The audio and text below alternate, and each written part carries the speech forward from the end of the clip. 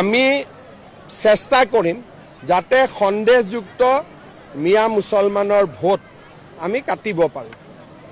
আমি আমাৰ গোটেই BLA সকলক নিৰ্দেশ দিছোঁ, যদি সন্দেহযুক্ত মানুহৰ নাম দেখে আপোনালোকে কমপ্লেইন দিব। কংগ্ৰেছ দলৰো স্বাধীনতা আছে, কংগ্ৰেছ দলেও কমপ্লেইন দিব পাৰে।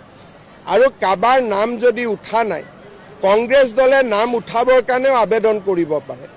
বিজেপিৰ যি স্বাধীনতা আছে, একে স্বাধীনতা কংগ্ৰেছৰো আছে, ৰাইজৰ দলৰো আছে আৰু CPM CPIৰো আছে।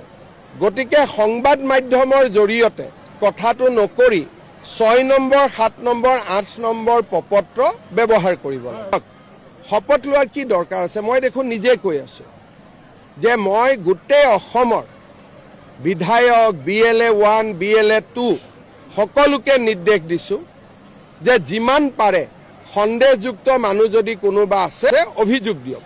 ইয়াত শপত খাব কি আছে?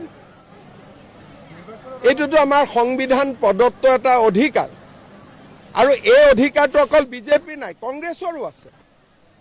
গতিকে অখিল গগৈ, গৌৰৱ গগৈয়ে প্ৰেছ কনফাৰেন্স কৰাতকৈ যেনেকে বিজেপিৰ সদস্যসকলে গ্ৰাউণ্ডত কাম কৰি আছে, তেনেকে তেওঁলোকেও গ্ৰাউণ্ডত কাম কৰক, আমিতো বাধা দিয়া নাই।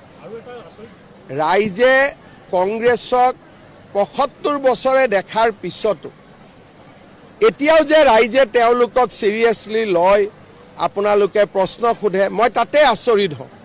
গোটেই মহিলাখিনিয়ে কি ক'লে? কংগ্ৰেছৰ দিনত একো পোৱা নাছিল, আপোনালোকৰ সন্মুখত এইটো ক'লে। গতিকে কংগ্ৰেছৰ প্ৰাসংগিকতাটো ক'ত আছে অসমত? অবৈধ বাংলাদেশীৰ ভোটক বাদ দিলে কোনজন খিলঞ্জীয়া মানুহে কংগ্ৰেছক ভোট দিয়ে?